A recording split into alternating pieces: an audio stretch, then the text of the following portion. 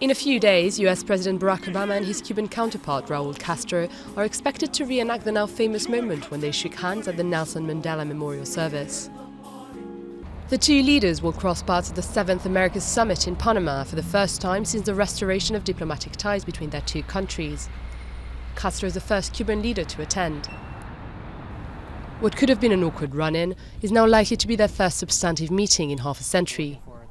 Still, so far, the White House has played down suggestions of a formal bilateral sit-down. What we know is that there will be some type of interaction between the leaders. The only bilateral meeting that we have scheduled during the summit is between President Obama and President Varela of Panama.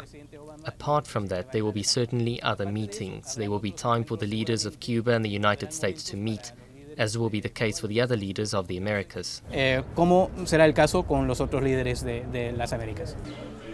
An official meeting between Obama and Castro could pave the way for the opening of the US Embassy in Havana, the next step to re-establishing normal diplomatic relations between their historic foes. Talks have stalled since December because Cuba is demanding to be removed from a US list of state sponsors of terrorism. The president is understanding that when you have a country that has essentially been ostracized by the United States for 5 decades, that it's going to take a little bit of time to reestablish some trust and to reestablish a basis to make these kinds of agreements. And so, and when you consider the 50-year history between our two countries, 3 months doesn't seem like very long.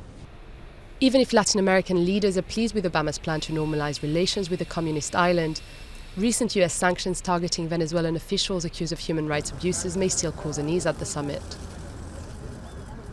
Castro, along with other leftist heads of state from the region, has sided with President Nicolás Maduro and condemned US imperialism in Venezuela.